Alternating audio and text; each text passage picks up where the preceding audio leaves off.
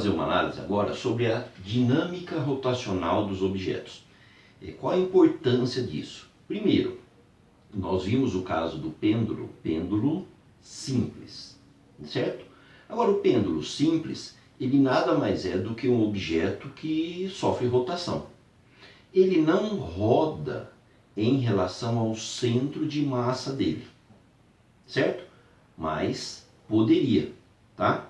Agora, veja, vamos chegar à conclusão do porquê que a gente tem que ter em mente um conceito novo, fisicamente novo, e que tem o aporte aí na matemática, que é isso que nos interessa também, né? Imagine que eu tenho um plano inclinado e um objeto que desce nesse plano inclinado.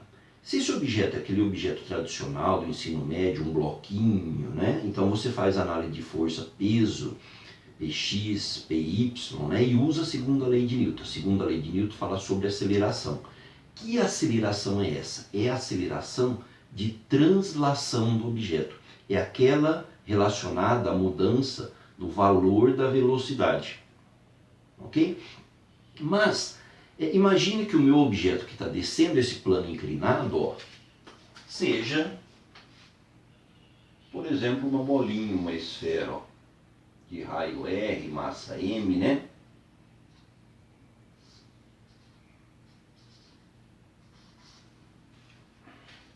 Então, ao descer o plano inclinado, eu continuo a iniciar o problema pela forma que a gente fazia para objetos pontuais, tá? Que forma é essa? Falar, eu tenho aí esse objeto descendo, então o centro de massa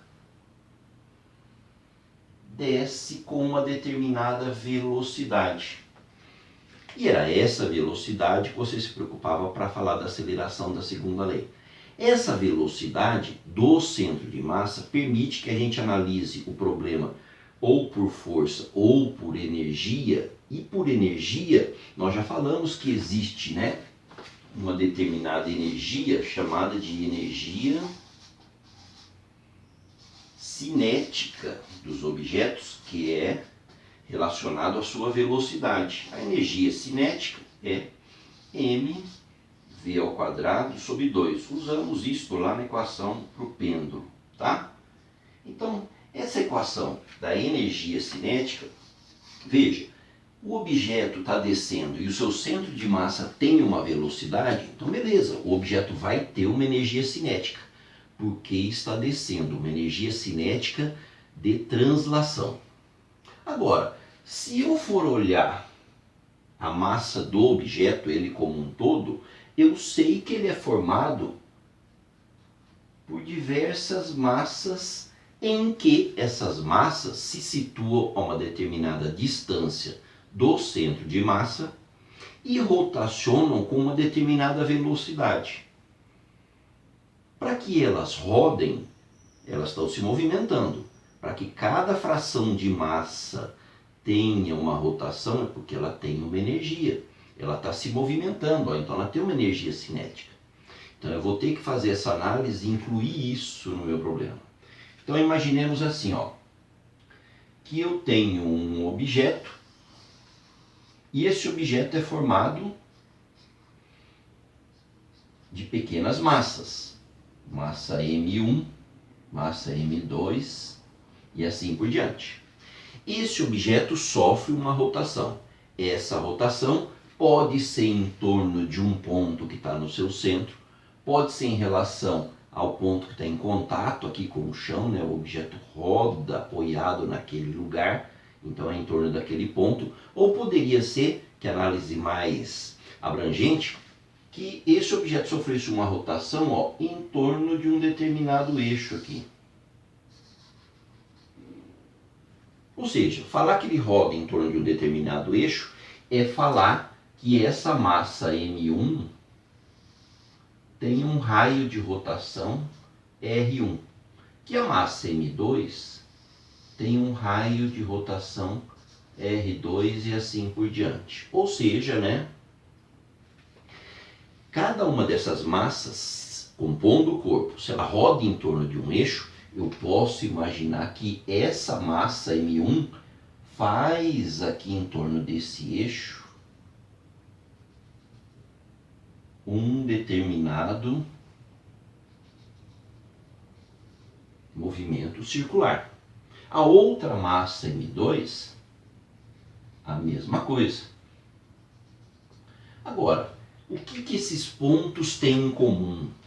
É a velocidade deles? Não, a velocidade não é. Por quê? Porque quando eles fazem uma volta, o espaço que cada uma dessas massas percorre é diferente. Lembra? O espaço, se ela está descrevendo uma circunferência, é 2πr. O raio é maior, consequentemente o espaço é maior. Ela anda o mesmo espaço? Não, ela anda um espaço maior no mesmo tempo. Então a velocidade tangencial aqui, ó, da massa M1 é V1, da massa M2 essa velocidade é V2 e não é a mesma. Mas se aquele objeto roda em torno de um ponto, ó, todos os pontos descrevem o mesmo ângulo. O único jeito de não descrever o mesmo ângulo é o objeto se fracionar durante a rotação. Mas todo mundo roda em torno do ponto, todo mundo descreve o mesmo ângulo. Então a velocidade angular é a mesma, tá? Então, se eu for analisar a rotação do objeto, eu teria uma energia cinética da partícula 1, M1 V1 ao quadrado sobre 2. M1, o que é V? Lembra? Velocidade escalar, V é ômega R. Ou seja, a velocidade escalar é a velocidade angular vezes o raio. V ao quadrado. Então, ômega 1 R1 ao quadrado sobre 2. Que eu posso escrever ômega ao quadrado M1 R1 ao quadrado e eu deixo 2 aqui. Por que eu não escrevi ômega 1? Porque todos os pontos rodam com a mesma velocidade angular. Certo? Então, ó, veja, se essa energia cinética daquela fração 1 de massa, a energia cinética da fração 2 seria ômega ao quadrado sobre 2 M2 R2 ao quadrado. E assim por diante. De cada ponto que eu fracionei o objeto, eu teria sua energia cinética, não porque ele está saindo do lugar, mas porque ele está rodando. Tá? Não estou analisando o centro de massa, mas os pontos que compõem o objeto. Consequentemente, gente, ó, se eu quiser observar o objeto como um todo, a energia cinética dele vai ser a soma das energias cinéticas de cada uma dessas parcelas. Então eu vou somar tudo isso aqui, ó. Ou seja, quando eu somar, esse termo ômega ao quadrado sobre 2, ômega ao quadrado sobre 2, ele vai aparecer para todo mundo. Tá? Então, essa energia cinética total vai ser ômega ao quadrado sobre 2, só que esse termo M1 R1 ao quadrado é da fração 1, esse aqui é da fração 2, então eu teria aqui a soma de MI RI ao quadrado para cada uma das massas I distribuídas ao longo de um raio RI. Ok?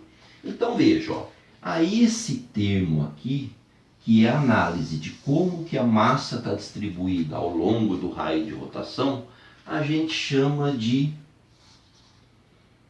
momento de inércia do corpo. Ou seja, nessa análise aqui da soma dessas frações, é que eu entendo como que a massa está distribuída para aquele objeto que está sofrendo uma rotação.